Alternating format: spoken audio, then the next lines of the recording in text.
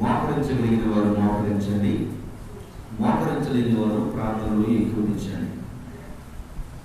అత్యంత కృపాశక్తి సంపూర్ణుడు, మహాపరిశుద్ధుడు, మహాగణుడు అయిన మా ప్రియ పరలోకపు తండ్రి వందనములు.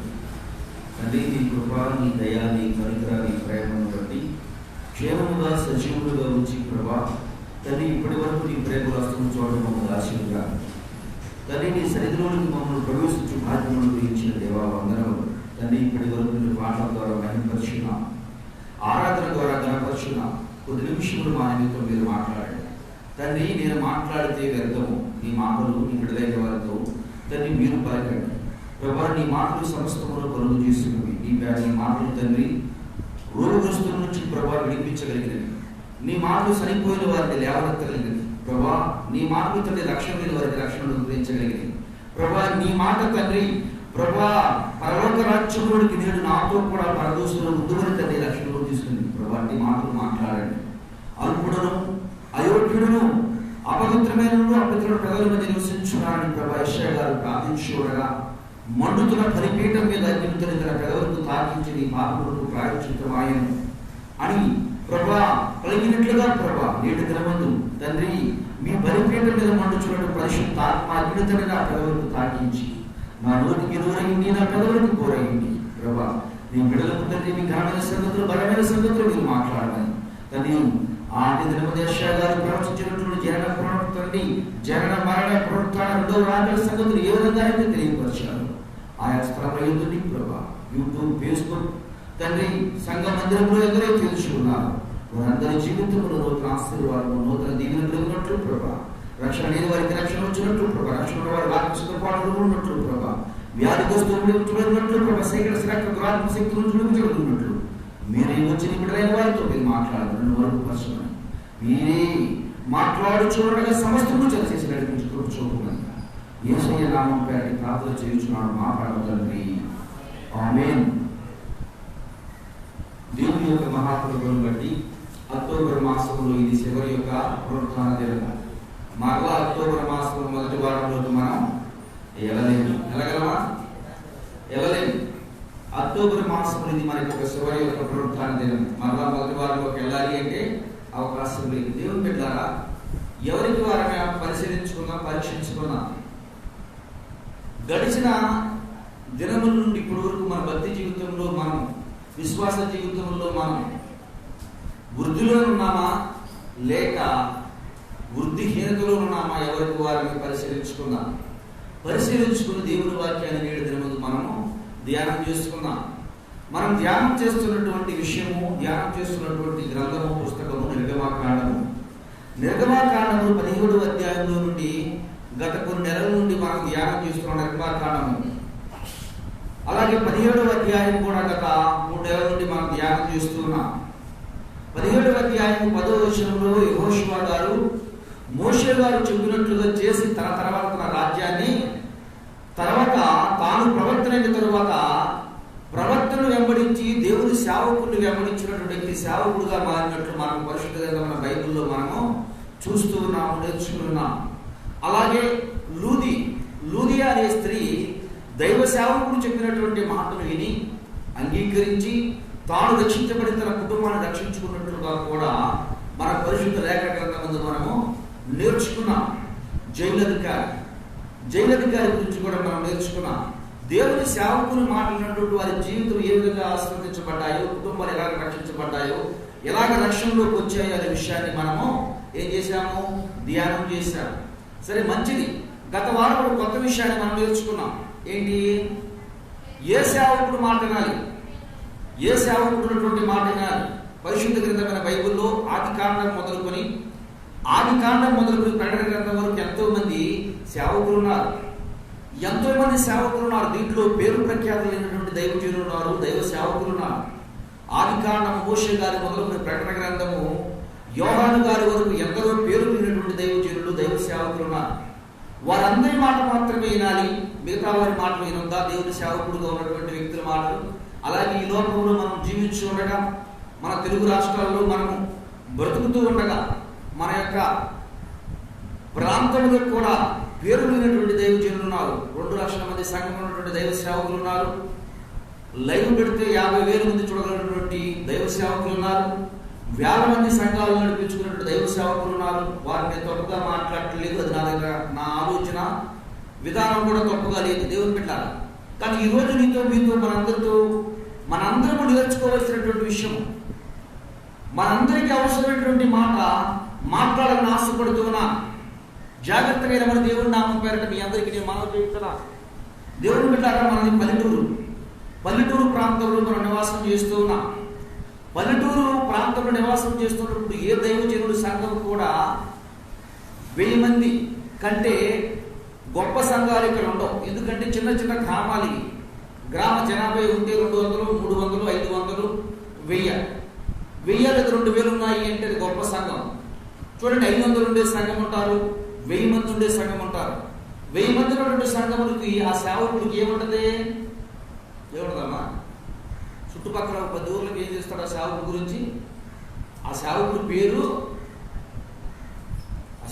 తెలీదా? ఆ సేవకుడి పేరు తెలీదా? ఆ సేవకుడి పేరు తెలుసు. మరి 10 మందిని నడుపుకుంటూ ఉంటాడు. 10 మందితోనే తన సంఘాన్ని కొనసాగిస్తూ ఉంటాడు. 2తోనే కొనసాగిస్తూ ఉంటాడు. ఎన్నో త్యాగాలు చేసి, ఎన్నో వదులుకొని దేవుడు తనను పిలిచాడు కనుక పని కొరకు రోషంగా బ్రతకాలని, కుటుంబ సభ్యులకు సరైన ఆహారం పెట్టలేక, పిల్లలకు లేక తన భార్యకు సరైన వస్త్రాలను ఇవ్వలేక, తాను సరైనటువంటి వస్త్రాలను ధరించుకోలేక సరైన ఆహారం ఉన్నటువంటి దైవజనులు కూడా ఉన్నారు. వీరికి ఏముండదు చెప్పండి? వీరికి ఏముండదమ్మా? పేరు ఉండదు. ఎక్కడ వరకు ఉంటుంది ఆ పేరు అంటే ఆ సంఘంలో తప్ప బయట ఎవరికి తెలియదు. తెలుసుదా? బయట ఎవరికి తెలియదు. ఆయన మాత్రమే ఆయన పరిచయం చేసుకోవాలి. ఆయన పరిచయం చేసుకోవాలి. నా పేరు ఇది అని, నా పేరు ఇదని పరిచయం చేసుకోవాలి. పరిశుద్ధ గ్రంథం మన బైబిల్లో గత వారం మనం ధ్యానం చేసిన విషయం కూడా ఇదే. ఏ సేవకుడు మాట్లాడాలి? పేరున్న సేవకుడు మోషే గారు, యెహోషువ గారు, ఏలియా గారు, యేస్కేల్ గారు, యెర్మియా గారు, ఆమోసు గారు, ఓబద్యా గారు, యోనా గారు, అట్లా మొదలుకొని ఉన్నటువంటి అనేకమైనటువంటి పేర్లు ఉన్నటువంటి సేవకులు వారి మాట వినండి. కానీ వారితో పాటు పేరు లేనటువంటి సేవకులను కూడా పరిశుద్ధ గ్రంథమైన బైబిల్లో దేవదేవుడు రాయించాడు. పేరు లేని సేవకుడు కదా, పేరు లేని సేవకుడు మాట మీద వినేది ఏంటి? ఒక కుటుంబం ఏం చేసింది? వాళ్ళని లెక్క లేకుండా మాట్లాడింది. ఎవరా కుటుంబం? ఏ కుటుంబం అది? ఏలి యొక్క కుటుంబం. 1 సమూయేలు గ్రంథము 27వ అధ్యాయం 2వ అధ్యాయం 27వ వచనం నుంచి 33వ వచనం చదువుకున్నాం. ఇప్పుడు అది కాదు. ఈ వారం మరి కొత్త అంశాన్ని మనం చదువుకుందాం. మరి కొత్త విషయం గురించి ఈ వారం మనము ధ్యానం చేద్దాం. దేవుని బిడ్డలారా, పేరున్నటువంటి సేవకుడు మాట మాత్రమే మేము వింటాము. పేరున్నటువంటి సేవకుల గురించి మాత్రమే మేము దృష్టిస్తాము. పేరున్నటువంటి సేవకులు మాత్రమే మా యొక్క లెక్కలో ఉంటారు. వారి మాట మాత్రం వింటున్నటువంటి వారితో దేవతలు స్పష్టంగా మాట్లాడుతున్నటువంటి మాట. చూడండి, ఒకసారి పేరు రాయబడినటువంటి సేవకుడిని మరలా మీకు ఒకసారి నేను పరిచయం చేస్తాను. మన న్యాయాధిపతుల గ్రంథము 6వ అధ్యాయము 7వ వచనం నుండి 10వ వచనం వరకు చదువుకున్నాం. ఇద్దరు పరిచయం అవుతాడు. ఈ సేవకుడికి కూడా ఏమి ఉండదు అంటే పేరు ఉండదు. చదవమ్మా.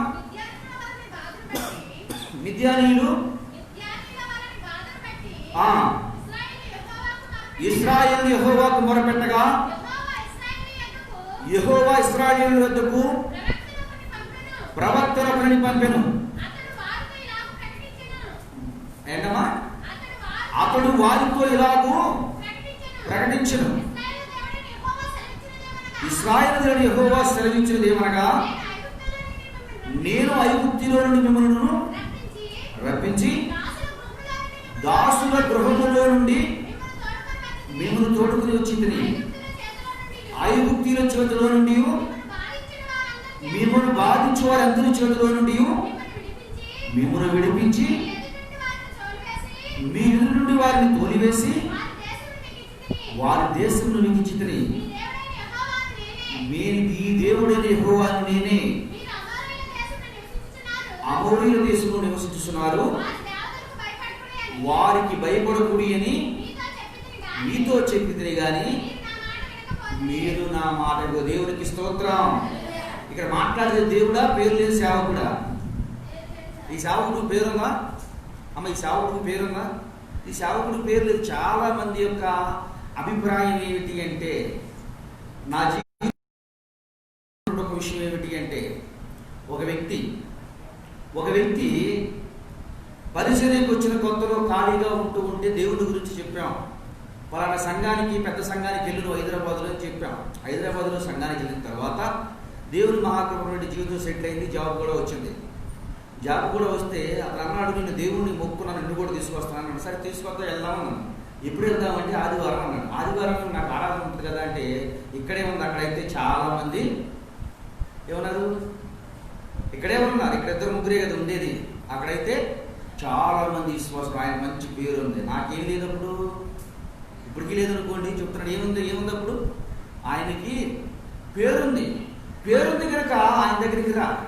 పేరు లేనటువంటి వ్యక్తి కదా ఇంత అక్కడ నడిపించింది. పేరు లేని వ్యక్తి కదా పలానా చోటకి వెళ్ళమని చెప్పింది. పేరు లేని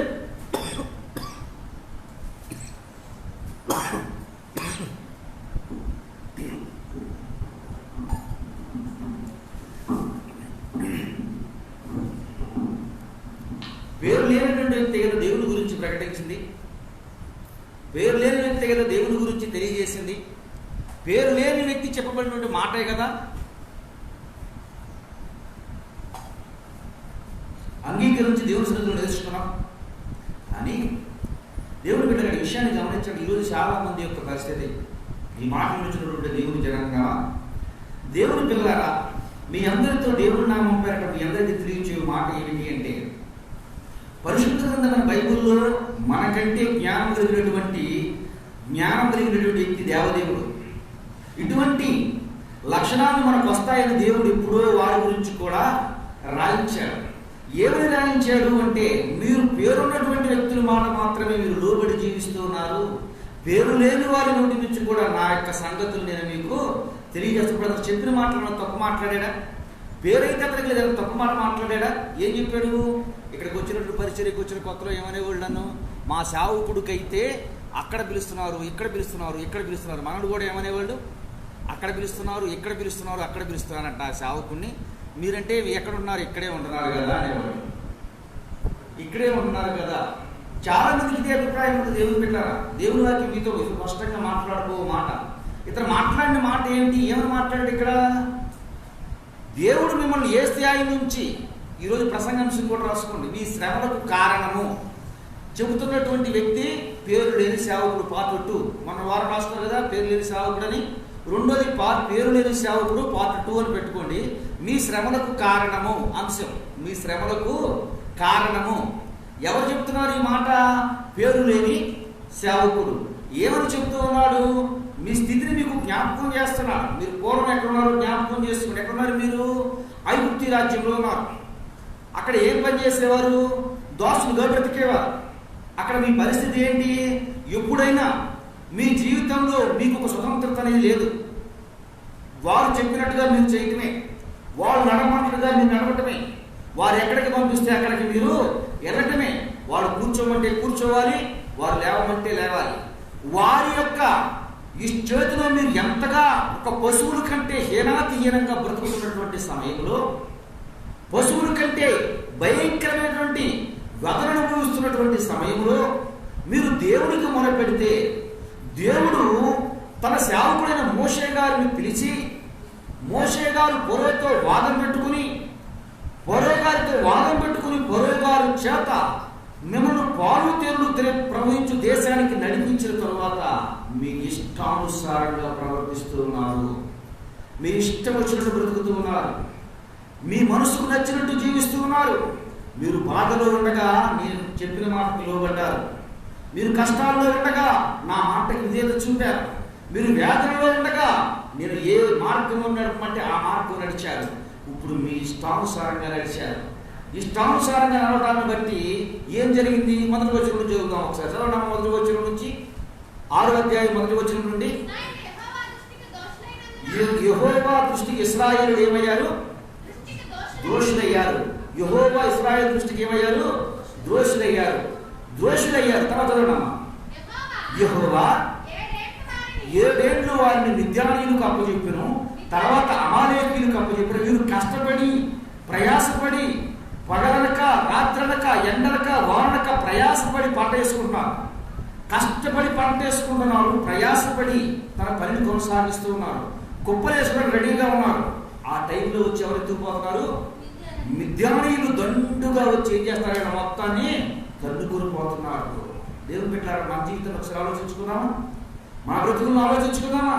వారికి మాత్రమే కాదు, మిద్యానీయులు దోసుకుపోయేది నీ దగ్గర నుండి, నా దగ్గర నుండి, మనందరి దగ్గర నుండి మిద్యానీయులు అమాలేకులు దోసుకుని పోతున్నారు. ఎంతో ప్రయాసపడి కష్టపడి ఎండనక వానక పగలు రాత్రి తేడా లేకుండా రక్తాన్ని చెమటగా మార్చి ప్రయాసపడి కష్టపడి పండించుకుంటున్నా. కష్టపడి పండించుకోగానే ఎవరు ఎందుకు పోతున్నాడు చెప్పండి? మొట్టమొదటిగా అప్పులోడు. ఎవరు ఎందుకు పోతారమ్మా? అప్పులోడు. నువ్వు అనుకోవచ్చు ఎవరికి దాసుని కాదు, నువ్వు అప్పులోడికి దాసుని అయిపోయావు. అప్పుడు వ్యక్తికి నీ దగ్గర నుంచి వచ్చిన అప్పుకు నువ్వు దాసులు అయిపోయావు. దేవుని బిడ్డలారా, దాసులు అయిపోయారు. ఎందుకు దాసులు అయిపోయారు? దేవుని వాక్యం 8వ అధ్యాయం ద్వితీయోపదేశకాండం ఏం చెప్తుంది? మీరు అప్పు ఇచ్చుదురు కానీ అప్పు చేయరు. అప్పు ఇచ్చుదురు కానీ అప్పు చేయరు. మీరు అప్పు ఇచ్చేవారు, మీరు తలగా ఉండేవారే కానీ త్వరగా ఉండేవారు కాదు. ఎక్కడ జరుగుతుంది ఈ సమస్య? ఎప్పుడైనా గమనించారా? నువ్వు చేయనటువంటి వ్యక్తి కొత్తగా అప్పు చేస్తూ ఉంటే భక్తిహీనతలో లోపం వచ్చింది. రెండోది ఏమవుతుందంట? ఆరోగ్య సమస్యలు. ఎంతో ప్రయాసపడతారు, అప్పులు ఏముండవు, ఇంటికి తెచ్చి పక్కన పెట్టుకుంటారు. చూస్తే ఏమైపోతారు? రోగం వచ్చేస్తుంది. అటువంటి సమయంలో, అటువంటి బలహీనత కలిగినటువంటి ప్రదేశంలో, అటువంటి వ్యాధి లేనటువంటి సమయంలో పేరు లేని సేవకుడు ఇంటికి వెళ్ళి చెబుతూ ఉన్నాడు, మీ పరిస్థితికి కారణం ఇదే పరిస్థితుల్లో ఒక పేరు లేనటువంటి సేవకుడు, విలువ లేనటువంటి సేవకుడు పల్లెటూరి మారుమూల గ్రామంలో ప్రయాసపడి కష్టపడి ఎంతో వ్యాధులు చెందుతూ కొన్ని ఆత్మలను, ఒక కుటుంబంలో ఒక లేదా 4-5 కుటుంబాలు 10 కుటుంబాలని పరిచయం చేస్తూ పనిచేస్తున్నటువంటి సేవకుడు మీ ఇంటికి వచ్చి మీరు బలహీనతలో ఉన్న సమయంలో మీ బలహీనతకి కారణము అంటే మీరు ఏం చెప్తారు చెప్పండి? ఏం చెప్తారమ్మా? ఏమంటారు? అర్థమవుతుందన్నమాట? ఏమర్థమవుతుంది?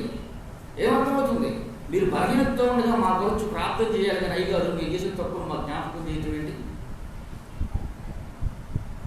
పాస్టర్ గారు మా ఇంటికి వచ్చి ప్రార్థన చేయాలి, ఓదార్చాలి తప్ప ఇదేంటి ఇలా చేస్తున్నాడు? నేను చెప్పట్లా, బైబిలే చెబుతూ ఉంది. నేను చెప్పాను, నా గాడ్ ఫాదర్లు ఎవరు లేరు, మాకు గాడ్ ఫాదర్లు ఎవరు లేరమ్మా.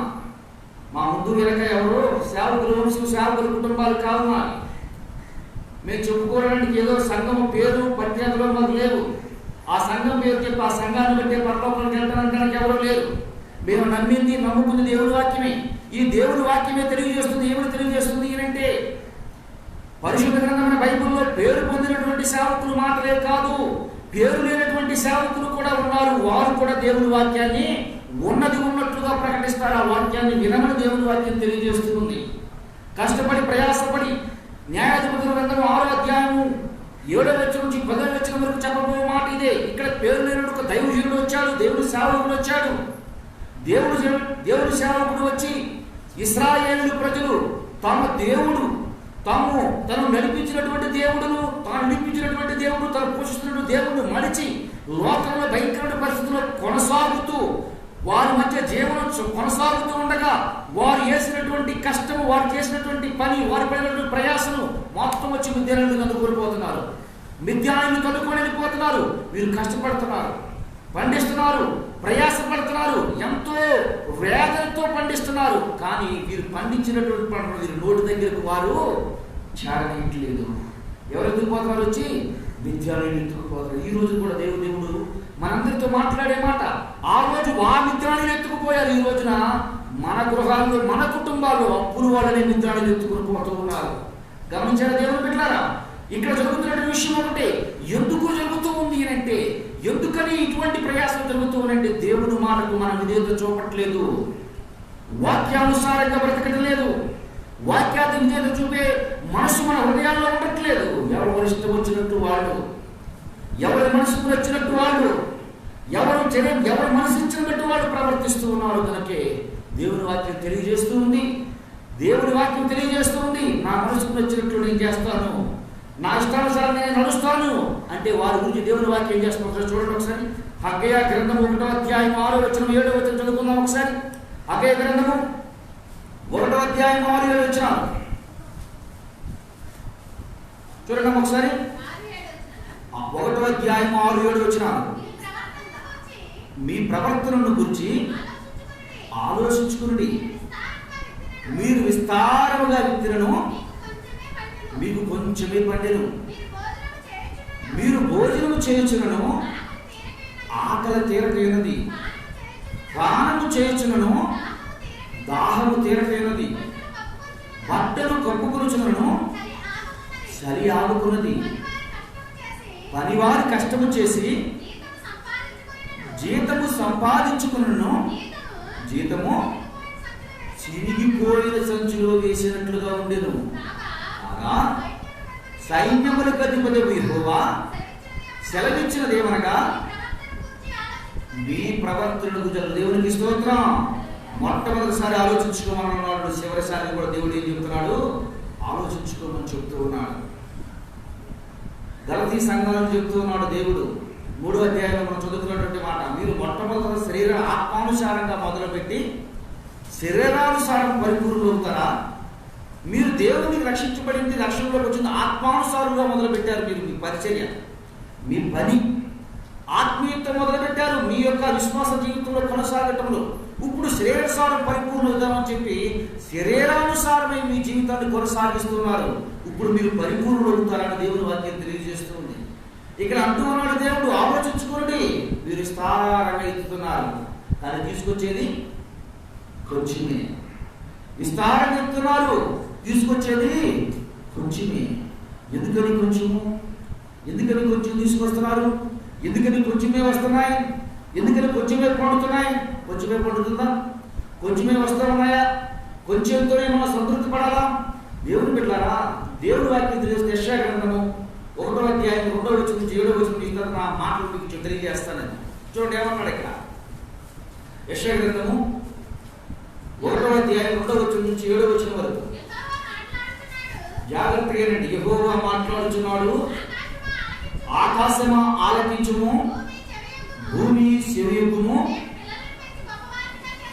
నేను పిల్లలను పెంచి గొప్పవారినిగా చేసి తిని నా మీద ఏం చేశారంట? దేవుని మీద అమ్మా ఏం చేశారంట? ఏం చేశారంట? దేవుని మీద తిరగబడిపోతూ ఉన్నారు. దేవుని మీద ఏం చేసాం మనం? మన అప్పులు కష్టపడుతున్నాం, ప్రయాసపడుతున్నాం, బాధపడుతున్నాం, వేదన పొందుతున్నాం, ఎంతో ప్రయాసపడుతున్నాం. తీసుకొచ్చేసి మన కష్టార్జితాన్ని మొత్తం ఎవరు కట్టేస్తున్నాం? సంవత్సరానికి ఒకసారి, లేదా నెలకు 3 నెలలకు ఒకసారి, నెలకు ఒకసారి, వారానికి ఒకసారి తీసుకుని ఎవరు పెడుతున్నాం? మనం మన కష్టార్జితాన్ని ఎవరు పెట్టేస్తున్నాం? ఎవరు పెడతారమ్మా? మీకు ఎవరికి ఏ అప్పులు లేవనుకుంటా? ఎవరికి ఏ అప్పులు లేవనుకుంటా? ఏ సమస్యలు లేవనుకుంటా? భారతీయులకు ఏ అప్పులు లేవనుకుంటా? భారతీయ తలవట్లు లేదు అమ్మా. ఎవరికి ఏ సమస్యలు లేవనుకుంటా? దేవుడు ఏం చేస్తున్నాడు? గౌతమి పక్కన నవ్వుతుంది మాకున్నాయని. అమ్మా ఏమంటుంది? తల్లి కూతురేమో, తల్లి నవ్వుతుంది, కూతురేమో నవ్వుతుంది. ఇద్దరు నవ్వుతున్నారు. ఏమని? మాకేమో అప్పులు లేవని వాళ్ళు నవ్వుతున్నారు, అప్పులు లేని వీళ్ళు నవ్వుతూ ఉన్నారు. దేవుడు విషయాన్ని గమనించాడు. దేవుడు చెప్తూ ఉన్నాడు, దేవుని వాక్యం తెలియజేస్తూ ఉంది. ఇక్కడ ఏమో తెలియజేస్తుందంటే మిద్యానీయులు వచ్చి తోసుకుపోతున్నారంట వాళ్ళు. ఈరోజు నీవు నేను పడే ప్రయాస, ఈరోజు నీవు నేను పడే కష్టం మనందరం వచ్చి కొంచెంగా సమకూర్చుకుంటున్నాం. కానీ ఏం చేస్తా? కడుపు నిండా తిందామనంటే తినడానికి నోరు. నేను అన్నాను కాదు, ఒక విషయం ఆలోచించండి. ఎప్పుడన్నా మీరు పడ్డ కష్టంతో వారం రోజులు కష్టపడి ఒక 4,000 3,000 వచ్చింది అనుకోండి, 1 కిలో మటన్ తెచ్చుకుంటున్నారా చెప్పండి? ఎవరికి ఇస్తారు? అప్పుడు దాని వస్తుంది. ఇదేనమ్మా దేవుని వాక్యం చెప్పేది. ఇదే దేవుని వాక్యం చెప్పేది. చీచి మటన్ అంటే మాకు ఇష్టం ఉండదండి, అందుకే వాళ్ళకి ఇస్తున్నాం అంటారా? ఎవరన్నా ఏమంటారు? మాకు ఇష్టం ఉండదండి, మటన్ అన్నా, చికెన్ అన్నా, చేపన్నా మాకు అస్సలు ఇష్టం ఉండదండి, ఏదో ఇవ్వాలని వాళ్ళకి ఇచ్చేస్తున్నామంటారా? కష్టపడుతున్నారు, తెచ్చుకున్నారు, కానీ మాకు ఏం తిరగట్లేదు. ఆకలి ఏమవుతుంది? ఆకలి తీరట్లేదు. ఇదే మాట పేరు లేని సేవకుడు చెబుతున్నాడు వచ్చి. ఇదే మాట మీ ఇంటికి వచ్చి, మీ సంఘం మధ్య సంచరించి ఒక పేద సేవకుడు వచ్చి, 2-3 ఉన్నటువంటి ఒక సేవకుడు వచ్చి, మీ సంఘానికి మాత్రమే తెలిసినటువంటి ఒక సేవకుడు వచ్చి, మీ మధ్య పరిచయం చేస్తున్న ఒక సేవకుడు వచ్చి, మీతో ఈ మాట చెప్పాడు అనుకోండి, మీ దృష్టిలో ఎలా ఉంటుంది చెప్పండి? మీ దృష్టిలో ఎలా ఉంటుంది? పనికి మాలిన మాటలు మాట్లాడొద్దు. నువ్వు నీకంటే పెద్దోళ్ళు ఈ మాటలు మాట్లాడలేదు. పెద్దోడు మాట్లాడలేదా? పెద్దోడు మాట్లాడలేదు. పెద్దోడు భయంకరంగా మాట్లాడాడు. యెర్మియా గారు భయంకరంగా మాట్లాడాడు. యేసు గారు భయంకరంగా మాట్లాడాడు. భయంకరంగా మాట్లాడాడు దేవుని పెట్టారా. కానీ సేవకుని బట్టి నువ్వు లెక్కేస్తున్నావు. సేవకుని మాటలు నువ్వు క్యాలిక్యులేషన్ చేస్తూ ఉన్నావు. ఇక్కడ దేవుడు చెబుతూ ఉన్నాడు, నా మీద తిరుగుబడ్డారు, మీరు తిరుగుబాటు చేశారు, నా మాటకు మీరు తిరుగుబాటు చేశారు. మీరు కష్టపడుతున్నారు, ప్రయాసపడుతున్నారు, తెచ్చుకుంటున్నారు, తింటున్నారు, కానీ ఆకలి. నేను అన్నాను కదా, ఒక విషయం ఆలోచించండి. భోజనం చేసేటప్పుడు సంతృప్తిగా ఎవరైనా భోజనం చేస్తారా? భోజనం ఎవరైనా సంతృప్తిగా భోజనం చేస్తున్నారా? మరి ఇంకేం చెప్పాలి చెప్పండి? దీన్ని దేవుడి మీద తిరుగుబడ్డామన్న విషయం మీకు అర్థం అవ్వట్లేదా? దేవుని మీద తిరుగుబడ్డా. నీ భోజన బల్ల చుట్టూ నీ పిల్లలు, నువ్వు తిని ఏమవుతావంట? తృప్తి పొందుతావు. ఇక్కడ ఏమి లేదు, వీళ్ళకి తృప్తి లేదు. బహుశా ఈరోజు మిమ్మల్ని మీరు ఆలోచించుకోండి. నేను చెప్తున్నాను, నేను జాబ్ చేసేటప్పుడు కంటే ఇప్పుడు నా కుటుంబం అనేది ఎట్లా ఉన్నా చెప్పండి? తృప్తిగా భోజనం చేస్తున్నాం. దేవునికి స్తోత్రం. దేవుని నామం పేరట దేవుని సంగతులు తెలియజేస్తున్నాం. వ్యవసాయం చేసినప్పుడు కంటే, ఉద్యోగం చేసినప్పుడు కంటే, దేవుని పని చేస్తున్నప్పుడు తృప్తిగా భోజనం చేస్తున్నాం, సంతృప్తిగా భోజనం చేస్తున్నాం. ఇక్కడ దేవుడు అంటూ ఉన్నాడు, మీరు నా మీద తిరుగుబడ్డారు, మీరు తృప్తిగా భోజనం చేయలేకపోతున్నారు. తృప్తి మీకు కలగట్లేదు. తృప్తి కలగట్లేదు. కడుపు నిండటానికి ఏదో తింటున్నారు తప్ప మీ హృదయానికి ఏం లేదు, సంతోషం లేదు. తర్వాత మీరు పానం చేస్తున్నారు తప్ప మీకు ఇంకా దాహము తీరట్లేదు. మీరు పానం చేస్తున్నారు తప్ప మీకు దాహము తీరట్లేదు. ఒకసారి ఈ మార్కెట్ అందరూ వస్తారు. పొట్టుసెలు అంటే ఎంతమందికి ఇష్టం? ఇష్టం లేని వాళ్ళంటే ఎవరో ఉంటారు.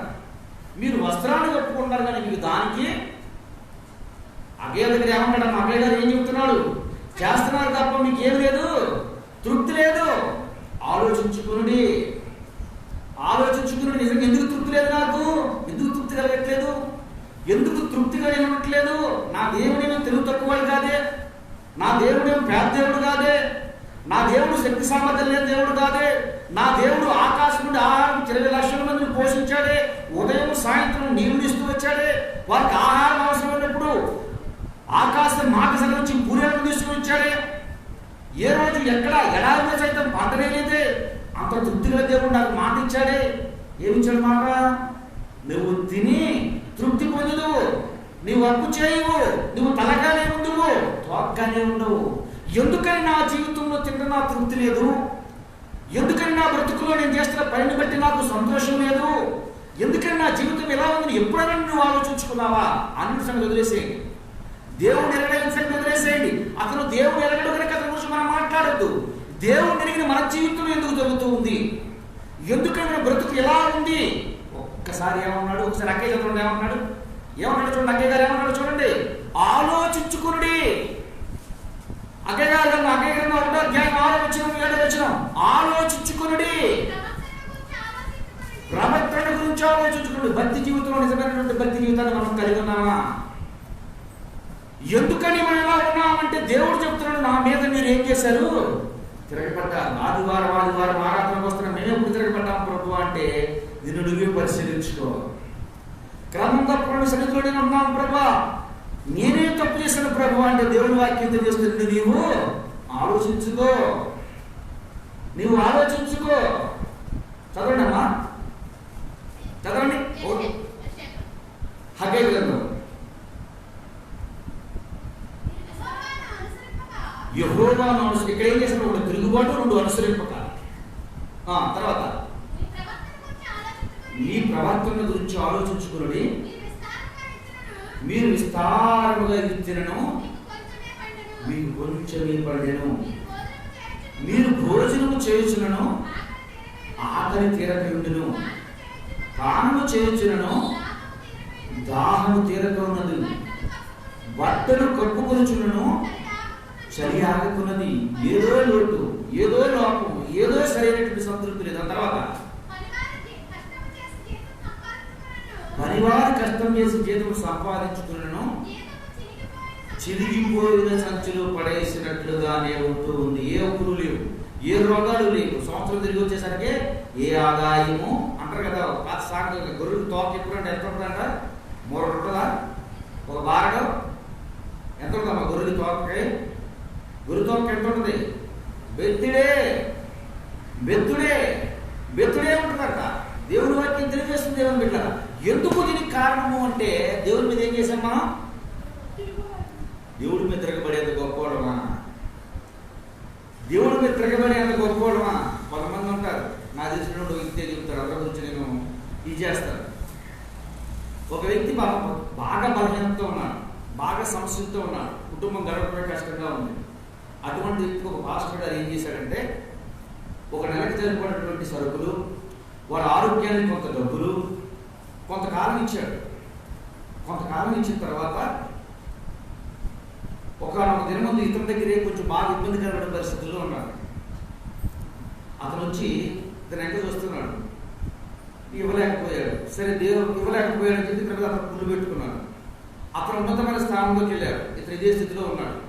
ఇతను ఎప్పుడు ఇదే స్థితిలో ఉన్న సంతృప్తి కలిగినంత సంతృప్తిగా ఉంటాడు. ఉన్నతమైన స్థానంలోకి వెళ్ళిన తర్వాత అతను ఒక స్థానంలోకి వెళ్ళిన తర్వాత అంటే ఉన్నతమైన స్థానం ఇతను మించిన స్థానంలో కాదు, సమృద్ధిగా ఉంటున్నాడు. ఒక రోజు ఇద్దరు కలిసి కలుసుకున్నప్పుడు ఈ వ్యక్తి కృతజ్ఞత కలిగిన వ్యక్తి అయితే ఏం చెప్పాలి చెప్పండి? అయ్యా పలానా సమయంలో పలానా టైంలో నన్ను ఆదరించావు, ఈరోజు సంతృప్తి అవుతుందని చెప్పాలి. ఆ వ్యక్తి ముందు ఈ వ్యక్తి అంటూ ఉన్నాడు, ఆ రోజుని పోజు కొట్టావుగా. ఎవరు పోజు కొట్టావు? నేనేమని పోజు కొట్టానయ్యా? పోజు కొట్టావుగా. ఏమని పోజు కొట్టావు?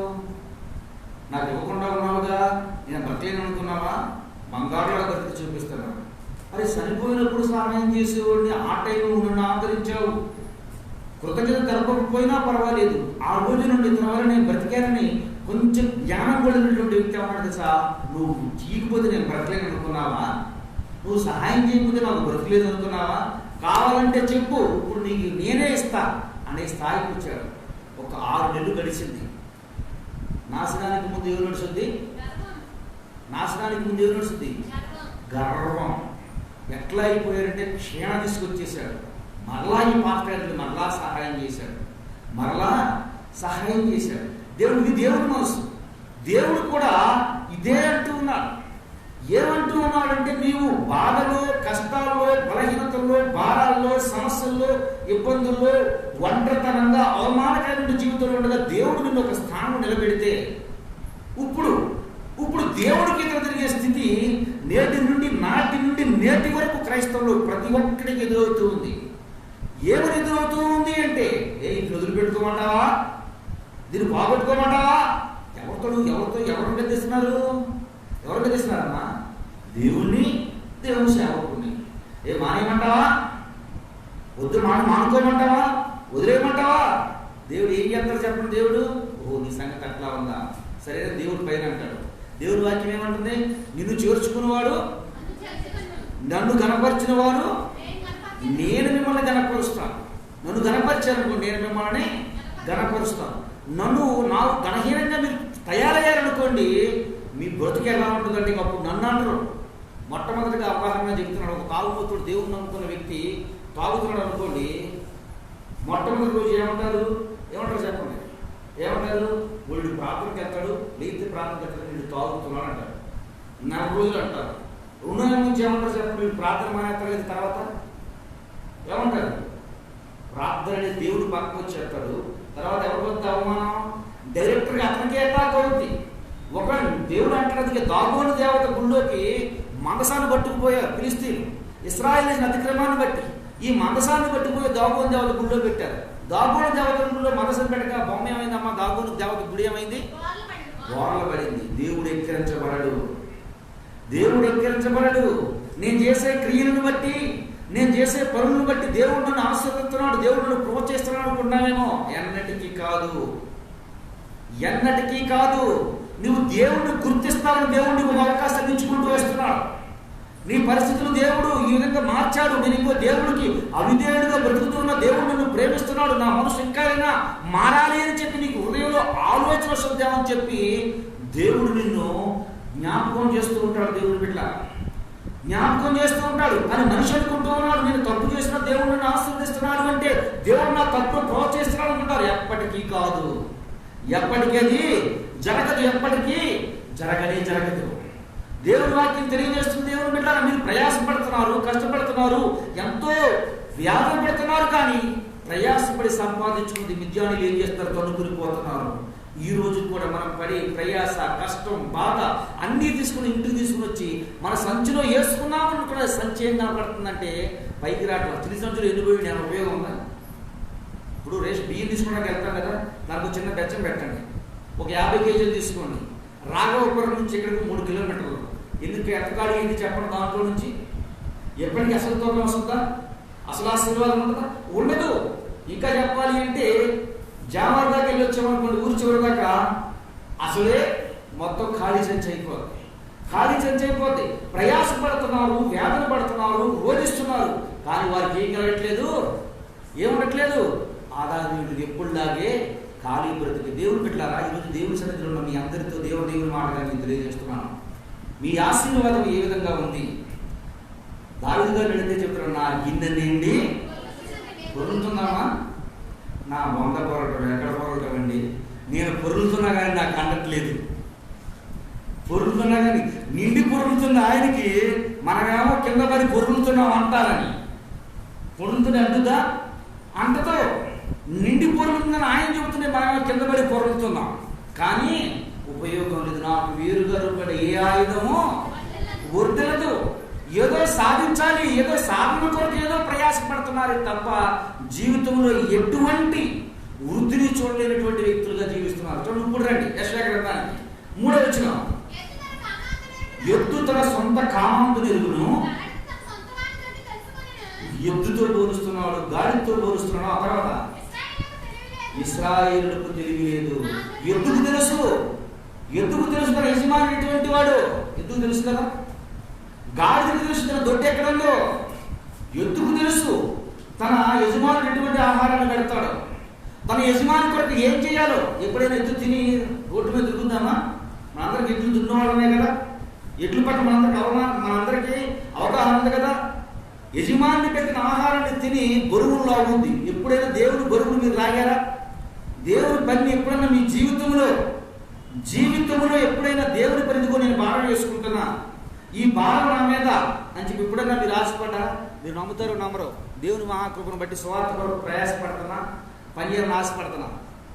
ఎప్పటి నుండో కొత్త నిబంధన బైబిల్ కావాలని ఆశపడతా ఉన్నా. ఎంతైనా డబ్బులు ఇట్లా రెడీ అయ్యాను. దేవుని మహాకృపను బట్టి 250 బైబిల్ దేవుడిని దాకించాడు. దేవునికి స్తోత్రం. సువార్త ప్రకటించాలి. తెలిసిన వాళ్ళు మన దగ్గరికి వచ్చిన వాళ్ళకి ప్రార్థన చేసి ఒక బైబిల్ ఇచ్చి దేవుని వాక్యం చదువుకుని జీవితం స్థిరమవుతుందని చెప్పాలని ఆశపడాలని చెప్పి ఆశపడుతూ ఇప్పుడు దేవుని యొక్క మహాకృపను 250 బైబిల్ దేవుడు నాకు ఉచితంగా దేవుడు అనుగ్రహించి ఉన్నాను. నేను డబ్బులు కింద సిద్ధపడ్డా. అతను నాకు ఇచ్చిన కృతజ్ఞత కింద అతను కొంత నేను ఇచ్చేది. దేవుని బిడ్డ, మీ జీవితంలో ఎప్పుడైనా సొంత ఖర్చులతో ఈ పని కొరకు నేను అన్నాను కదా, ఒక విషయం ఆలోచించుకోండి. పొద్దున్న లేస్తే మనం టీ తాగుతాం అనుకున్న ఉదాహరణకి. టీ దగ్గర నుండి విదేశకరం, ప్రభా ఈ రోజు నేను మొత్తం భోజనం మానేసి నీ పని కొరకు, నా ప్రయాస కొరకు నేను వెళ్తున్నాను, నా కుటుంబం కొరకు ఇచ్చేస్తున్నాను. ఇదిగో ఇది ఇచ్చింది ప్రభా, ఈ రోజు భోజనంకి అయ్యే ఖర్చు మాత్రం కూడా ప్రభా ఇదిగో నీకు దాచిస్తున్నా ప్రభా. ఈ పని నిమిత్తం ఒకడు సువార్త చేయటానికో, ఒకడు ప్రింట్లు వేయటానికో, లేదా ఒక పత్రిక సువార్త ప్రకటించడానికో, లేదా ఒక మీటింగ్ చేయడానికో నేను అరేంజ్ చేస్తున్నాను. ఇప్పుడన్నా మన జీవితంలో ఉందా? ఎద్దు సరిపడా ఆహారం తింటుంది, తన యజమానుని ఎంత మొయ్యాలో, యజమానుడిని ఎంత బరువు మోయాలో అంత బరువుని ఏం చేస్తూ ఉన్నది? ఏం చేస్తుంది? ఎప్పుడన్నా నీ యజమానికి నువ్వు లోబడి పనిచేసావా? నీ యజమానికి ఎప్పుడైనా నువ్వు లోబడి పనిచేసావా? యజమానికి లోబడి పని చేయలేదు. మన మందిరంలో అవసరం లేవా? అక్కడ లేవా? నేను అన్నానని బాధపడొద్దు.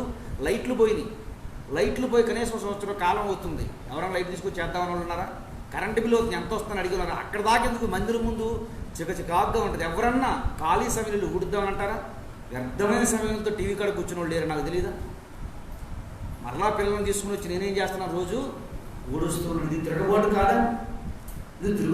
దేవుని మీద ఆలోచించుకోండి ఒకసారి. దేవుడు అన్నది ఆలోచించుకోండి ఒకసారి మీరు. ఎందుకనంటే ఈ సేవకుడు పేరు లేని సేవకుడు ఇతర మాట ఏముంది? పెద్ద సంఘాల్లో, పేరు ప్రఖ్యాత సంఘాల్లో వాళ్ళు చెప్తే వాళ్ళ ఎక్కువ మంది పరిచారకులు ఉంటారు కాబట్టి వాళ్ళు పరిచయం చేస్తారు. నా దేవుడు ఏమన్నాడో చెప్పదాని గురించి, కొంచెములో నమ్మకంగా ఉండువాడు అధికములోను నమ్మకంగా ఉండును. కొంచెంలో విశ్వాసంగా ఉండువాడు అధికంలోను విశ్వాసంగా ఉండువాడు. కొంచెంలో విధేయత చూపడవాడు అధికంలో ఉండి విధేయత ఏం చేయలేడు, చూపలేడు. ఎద్దు తన యొక్క యజమానులను గాడిదకి ఏం తెలుసు, తన సొంత వాని దొడ్డు తెలుసు. గాడిని ఎప్పుడైనా చూసారు మీరు? గాడిద ఏం చేస్తుంది? ఎద్దు గురించి మనకు తెలుసు, గాడిద గురించి తెలుసా మనకి? గాడిద ఏం చేస్తుంది? బరువులు మోస్తుంది. గాడిద ఏం చేస్తుంది? బరువులు మోస్తుంది. బరువులు మోసి తన మీద ప్రతి బరువును తీసుకొచ్చి ఎలా దింపుకుంటుంది? ఎక్కడ దింపుద్ది? యజమాని మొత్తం బరువు మాత్రం తాను మోసి ఎక్కడైతే దింపారో వాళ్ళ దింపుద్ది. అదే ప్రార్థన. అనవసరంగా అక్రమంగా నీ మీద పడే ప్రతి బరువును ఇప్పుడు వచ్చి మందిరంలో దింపుతున్నా లేదు, తెలియదు. కొందరు దేవుని బిడ్డల జాగ్రత్తగా దేవుని వాక్యం వినండి. నాకు అవసరం లేదులే, నాకు ఉపయోగం లేదులే అనుకుంటే దేవుని వాక్యం తెలియజేస్తున్నాడు. ఆహారం తింటున్నా కానీ మనకు తృప్తి లేదు, వస్త్రాలు వేసుకున్నావు కానీ సంతృప్తి లేదు. కానీ దేవుని వాక్యం వల్ల సంతృప్తిగా ఉండు, తిని నీవు తృప్తి పొందుదువు, సంతోషంతో ఉందువు అని దేవుని వాక్యం తెలియజేస్తూ అపోస్తలుడైన పౌలు గారు అంటాడు, ప్రతి పరిస్థితులు నువ్వు ఎరుగుదును, ఉన్నప్పుడు ఎరుగుదును, లేనప్పుడు ప్రతి విషయంలో నేను జాగ్రత్తగా ఉన్నాను. అపోస్తలుడైన పౌలు గారు సంతోషము సమాధానంతో ఉన్నాను.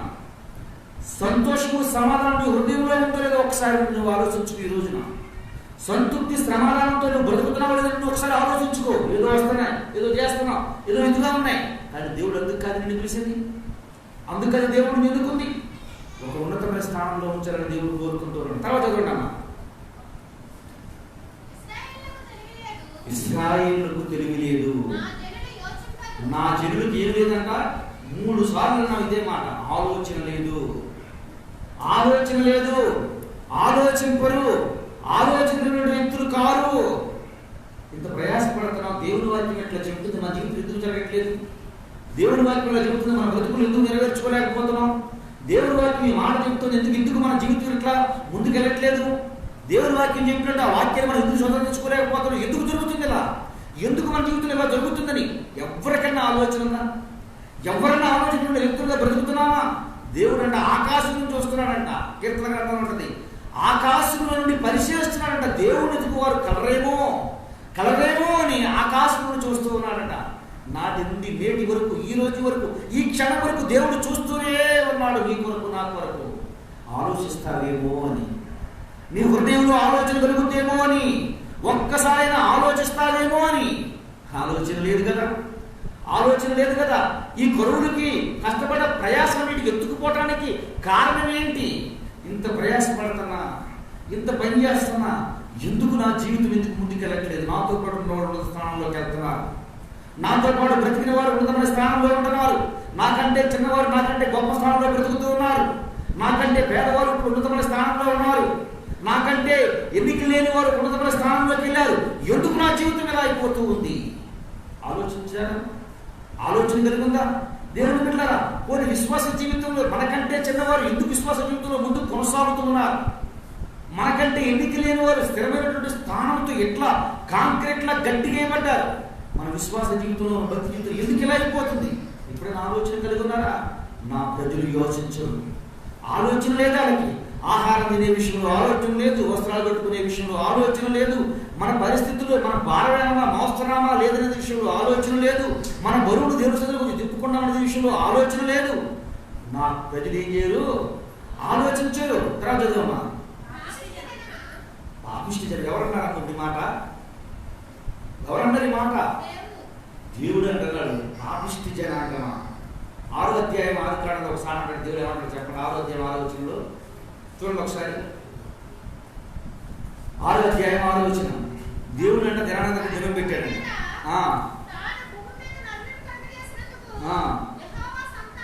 సంతాప సభ అంటారు. సంతాప సభ అంటే ఏంటి అర్థం?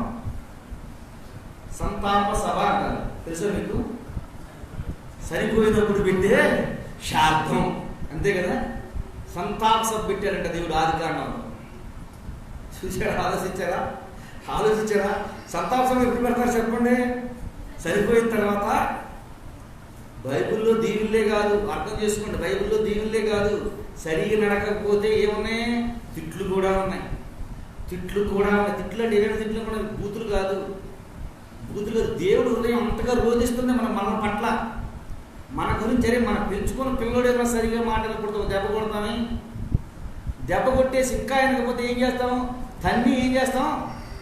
దేవుడు ఏమంటాడు తెలుసా, ఇర్మియా గ్రంథంలో, ఎఫ్రాయిమా నా ముద్దు బిడ్డ, నిన్ను తలుసుకున్నప్పుడు నా హృదయంలో ఏమొస్తుందంట, వేదన. అందుకే నిన్ను కొట్టా నేను, నిన్ను కొట్టి నిన్ను తలుచుకున్నప్పుడు నా హృదయంలో ఏమొస్తుంది, వేదన కలుగుతుంది అంటాడు దేవుడు.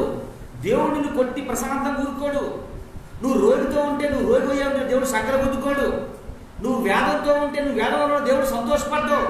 నువ్వు అప్పుల సమస్యలతో సమాధానం పెడుతున్నాడు, దేవుడు సంతోషపడ్డావు. అరే నీ కొడుకును కొట్టి వాడు ఏడుస్తూ ఉంటే, అబ్బా నా కొడుకు బలి కొట్టి పండుగ చేసుకుంటావా, ఏం చేస్తావు, ఏడుస్తూ ఉంటావు. అరే ఎందుకు కొట్టాను, నేను కూడా కొంచెం కోపం తగ్గించుకుంటే పోయింది కదా, చిన్నపిల్లవాడు కదా అన్న దేవుడు అంటే వాడు వేదన పడుతున్నా, నేను ఏడుస్తూ ఉన్నా, నిన్ను ఎందుకు కొట్టినో చెప్పమంటావా.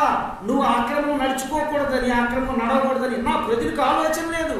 నా తండ్రి నన్ను ఎంతగా ప్రేమించే నా తండ్రి, నాకేది కావాలో తెచ్చిపెట్టే నా తండ్రి ఈ రోజు నన్ను ఎందుకు కొట్టాడు, నా పట్ల ప్రేమే తప్ప ఎప్పుడు ద్వేషం చూపడిన నా తండ్రి ఈ రోజు ఎందుకు నన్ను కొట్టాడు, ఈ రోజు నన్ను ఎందుకు ఈ స్థితిలో చూశాడు అనే ఆలోచన లేదు, అనే ఆలోచన బిడ్డలకు లేదు. నా ప్రజలకు కూడా ఏం లేదు ఆలోచన. దీన్ని ఇస్తానన్న దేవుడు, ఈ విధంగా చేస్తున్న దేవుడు నా జీవితం ఎందుకు ఇలా చేశాడు, ఎందుకు నా పరిస్థితులు ఎట్లా జరుగుతున్నాయి అనే ఆలోచన లేదు. ఆలోచన లేదు నా ప్రజలకు. దుష్ట సంతానమా, పాపిష్టి జనాంగమా, దోషభరితమైన ప్రజలారా, దుష్ట సంతానమా, చెరుపు చెవి పిల్లారా, మీకు శ్రమ. ఒకసారి టైటిల్స్, మనిషికి ఇచ్చిన టైటిల్ దేవుడిది, మనిషికి ఇచ్చినటువంటి టైటిల్ దేవుడు. పాపిష్టి జనాంగమా, దుష్ట సంతానమా, దోషభరితమైన ప్రజలారా, చెరుపు చెవి పిల్లారా, మీకు శ్రమ. ఎవరికి శ్రమ, ఎవరికి శ్రమ, ఎవరికి శ్రమ, ఎవరికమ్మ శ్రమ, ఎవరికి శ్రమ. ఎవరైతే దేవుని మీద తిరుగుబడుతున్నారో, ఎవరైతే ఆహారం తింటూ తృప్తి లేకుండా ఉన్నారో, ఎవరైతే వస్త్రం కట్టుకుని సంతృప్తిగా లేరు, వారికి ఏంటంట శ్రమ, శ్రమ, బాధ, భారం. కానీ ఇతర చదువులమ్మా, వారు యెహోవాను విసర్జించున్నారు, ఇశ్రాయేలు పరిశుద్ధ దేవుని ద్వేషింతురు, ఆయన నుండి తొలగిపోయారు. మరి చాలా మంది అనుకుంటారు నా విశ్వాసంలో నేను క్రైస్తవుడు, దేవుడే ఉన్నారు, మీరు నా ఇద్దరు ఉన్నారు అనుకుంటున్నారు, మీరు ఏమైనా ఉన్నారు, తొలగిపోయారు, బయటికి వెళ్ళిపోయారు, దేవుడి సన్నిధిలో లేరు, దేవుడి మాట ఎట్టలేదు, ఉన్నారన్న మాటే తప్ప మీ జీవితంలో దేవుడి వాక్యానికి చోట్లేదు, దేవుడి మాట వినట్లేదు, దేవుడి వాక్యానికి లోబడి జీవించట్లేదు, మీరు ఉన్నారని భ్రమలో బతుకుతున్నారు. మీకేంటి శ్రమ, మీకు శ్రమ. చదువు తర్వాత, నిత్యము తిరుగుబాటు చేయొచ్చు, మీరు ఎలా ఇంకను కొట్టబడుతురు, ప్రతివాడు నడినెత్తి వ్యాధి కలిగినదై ఉన్నారు,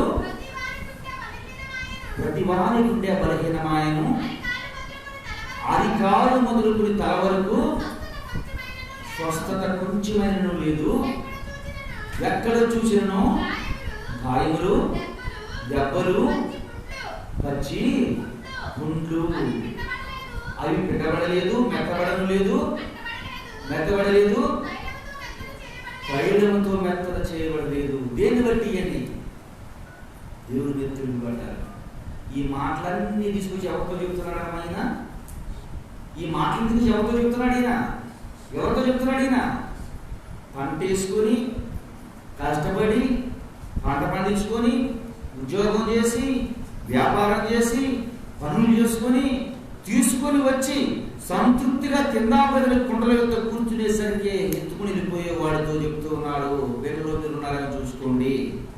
కష్టపడి ప్రయాసపడి సంపాదించుకొని పంట పండించుకొని తీసుకువచ్చే వాళ్ళు అప్పులోడు ఎత్తుకుపోతున్నాడు, వాళ్ళలో మీరున్నారేమో చూసుకోరండి.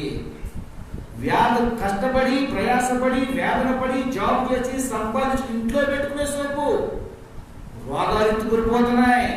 దాంట్లో మీరున్నారేమో జ్ఞాపకం చేసుకోనండి. కష్టపడి ప్రయాసపడి సంపాదించుకుని సంచిలో వేసుకుంటున్నారు. నీకు తెలియని రీతిలో సంచికు సిల్లుబడి మొత్తం కారిపోతుంది. దానిలో మీరున్నారేమో చూసుకోనండి.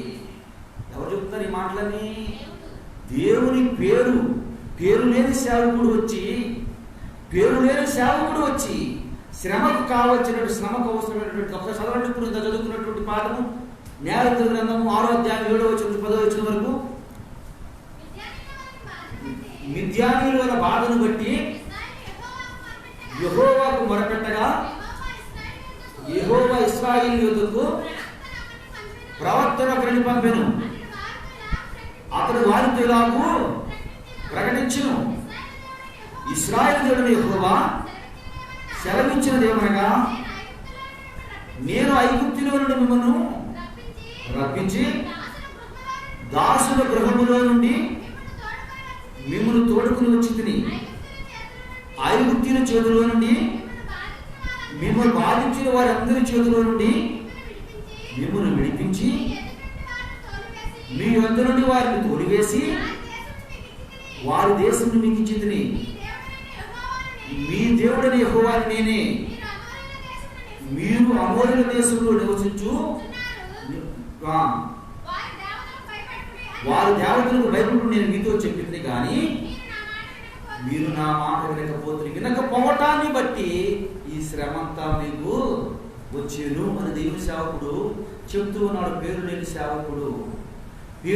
సేవకుడు ఈ మాట చెప్తూ ఉన్నాడు. దేవుని బిడ్డలారా, ఉదాహరణ అనుకుందాం. మా సోదరుని గారి ఇంటికి వెళ్ళాను. సరే, ఏమనుకుంటారు? దేవుని వాక్యం చదివిన తర్వాత చెప్తున్నాను. అనారోగ్యంతో ఉన్నారు.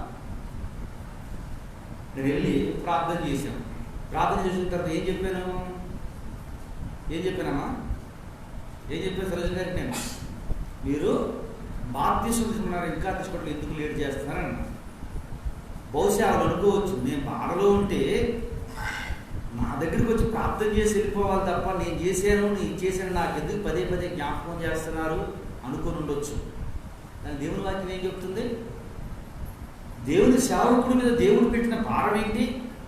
నువ్వు బలహీనతలో ఉంటే నిన్ను బలపరచు, నువ్వు చేసిన తప్పును నీకు తెలియపరచు, నువ్వు నడుస్తున్నటువంటి నడక, నువ్వు నడుస్తున్నటువంటి దారి ఏంటో ఒకసారి నీకు తెలియపరచు అని దేవుని వాక్యం తెలియజేస్తుంది. దేవుని బిడ్డలారా, మనం చదువుకున్నటువంటి పాఠంలో దేవుని వాక్యం ఇటువంటి దైవ సేవకులు ఎవరైనా మీ ఇంటికి వచ్చి మీ గృహాల దర్శనానికి వచ్చి మీరు బలహీనులుగానో ఆర్థిక సమస్యలతోనూ అవమానమైన పరిస్థితుల్లోనూ మీరు కొట్టమిట్టాడుతూ ఉండగా, ఒకప్పుడు బహుగా పరిచయంలో పనిలో దేవుని పనిలో రాష్ట్రంగా పనిచేసిన వ్యక్తులే జీవించి సహకారిగా దేవుని సేవకుని మంచి సహకారిగా ఉండి పనిలో కొనసాగుతున్నటువంటి వ్యక్తులుగా ఉండి ఒకేసారిగా మీరు ఆగిపోయి దేవునికి దూరస్తులుగా బ్రతుకుతున్నటువంటి వ్యక్తులైతే, మీ పరిస్థితి చితికిపోయిన స్థితిలో ఉంటే దేవుని సేవకుడు మీ కొరకు విజ్ఞాపన చేసి మీ పాత పరిస్థితిని మీకు జ్ఞాపకం చేసి మీరు ఎక్కడ బలహీన పడిపోయారో, ఎక్కడ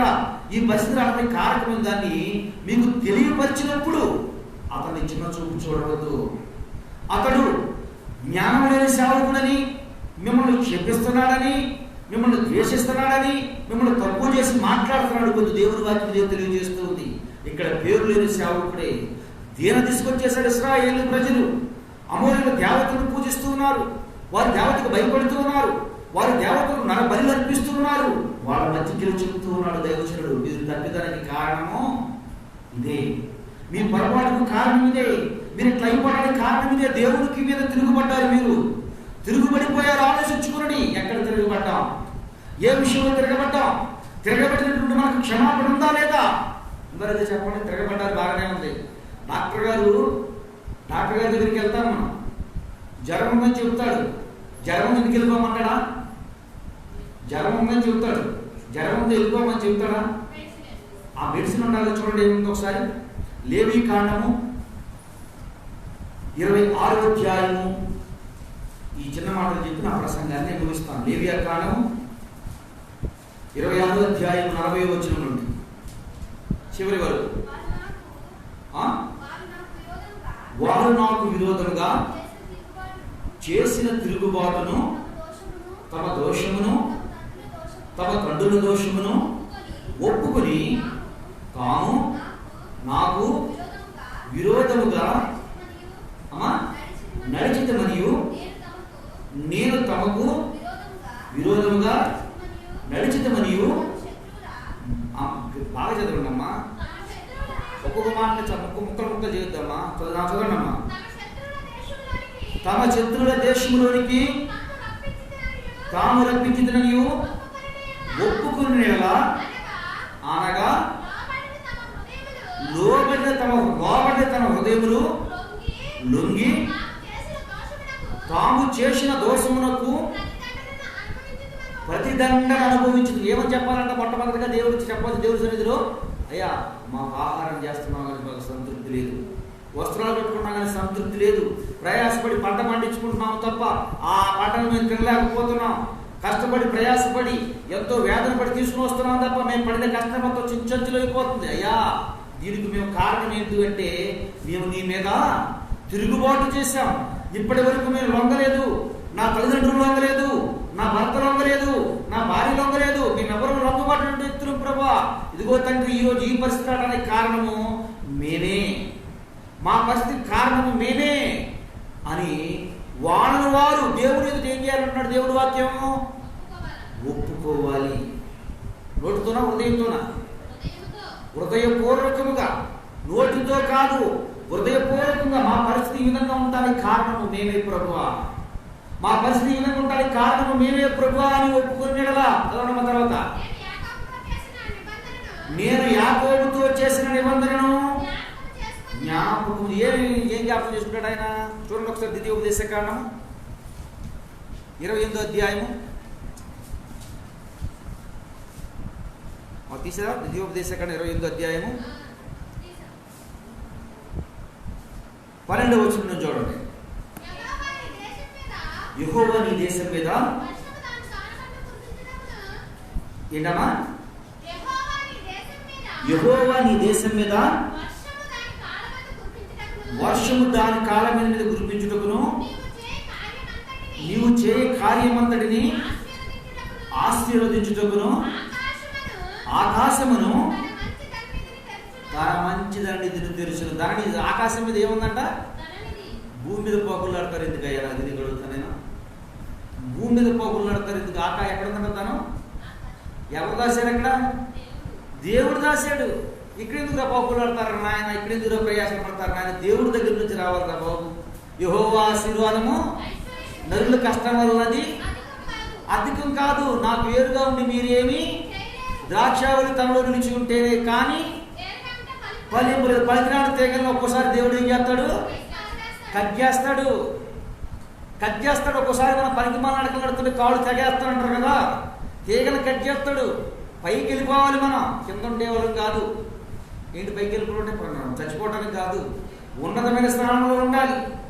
ఉన్నతమైన స్థానంలో ఉండాలి. దేవుడు కోరుకుంది నీ నుండి నా నుండి పనికి మాలిన బ్రతుకులు బతకడానికి కాదు, పనికి మాలిన జీవితాన్ని జీవించడం కాదు. ఎక్కడ ఉన్నారంటే అక్కడే ఉన్నారన్నట్టు కాదు. ఒకప్పుడు అక్కడ నుండి ఒకప్పుడు ఇప్పుడు ఇక్కడ ఉన్నామని చెప్పడానికి దేవుడు నుండి నన్ను తీర్చాడు. తర్వాత 22వ 12వ వచనం. నీవు అనేక జన్మలకు అప్పించుదువు కానీ అప్పు చేయి. ఏం చేస్తాడంట దేవుడు? ఇంటి ఆకాశ ధరిని తిరుగుతారన్నది జ్ఞాపకం చేసుకుంటాడంట. ఎవరితో?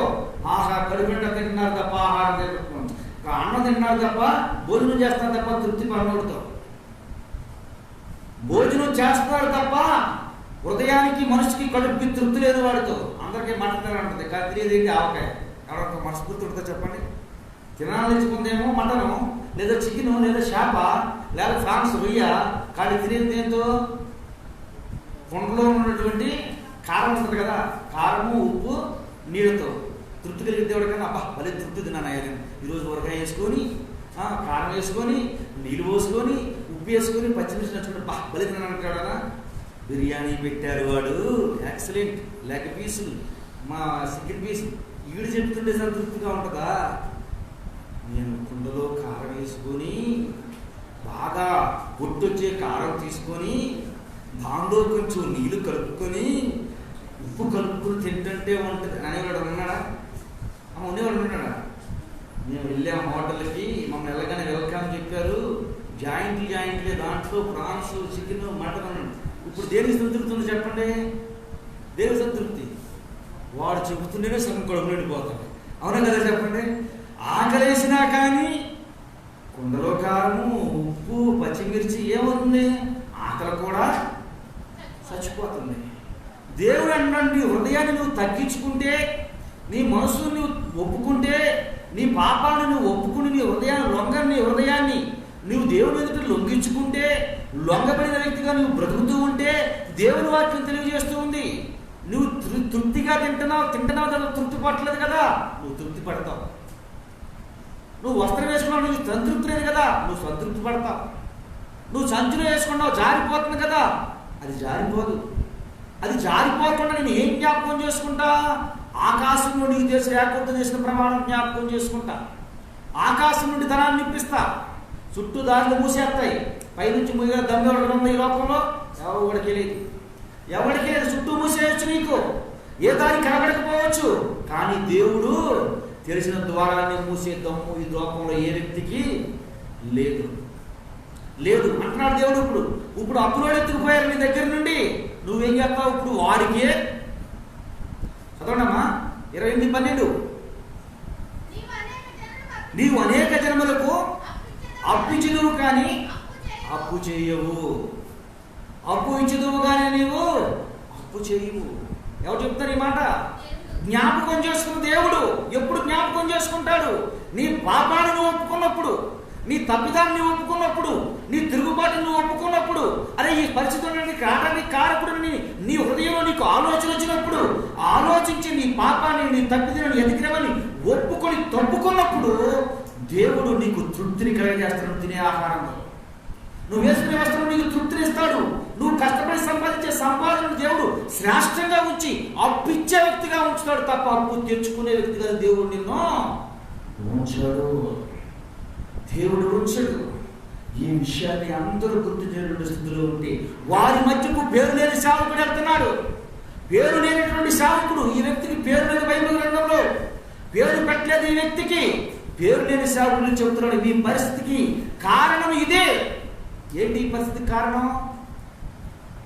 అమ్మ, ఈ పరిస్థితి కారణం ఏంటి? మీకు ఏమైనా కారణం అర్థమైందా? ఏమర్థమైంది?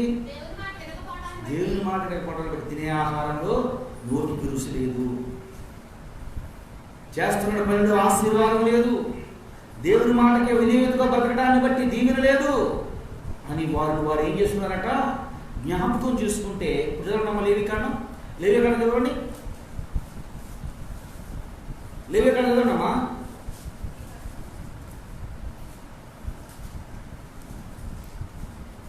లేవికాండం 26వ అధ్యాయం 41వ వచనం నుండి.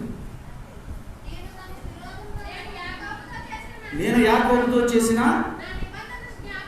నా నిబంధనలు జ్ఞాపకం చేసుకుందును, నేను ఇస్సాకుతో చేసిన నా నిబంధనను, నేను అబ్రహాముతో చేసిన నా నిబంధనను జ్ఞాపకం చేసుకుందును, ఆ దేశమును కూడా జ్ఞాపకం చేసుకుందును.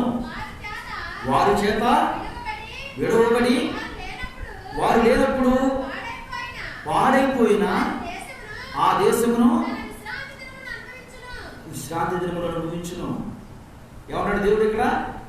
ఏం చేస్తున్నాడు దేవుడు? జ్ఞాపకం చేసుకుంటాడంట. నిన్ను జ్ఞాపకం చేసుకుంటాడు, నీ కుటుంబాన్ని జ్ఞాపకం చేసుకుంటాడు, నీ బిడ్డలను జ్ఞాపకం చేసుకుంటాడు, నీ పనిని జ్ఞాపకం చేసుకుంటాడు, నువ్వు చేస్తున్న పరిచర్ని జ్ఞాపకం చేసుకుంటాడు, నీ ఉద్యోగాన్ని జ్ఞాపకం చేసుకుంటాడు, నీ వ్యాపారాన్ని జ్ఞాపకం చేసుకుంటాడు.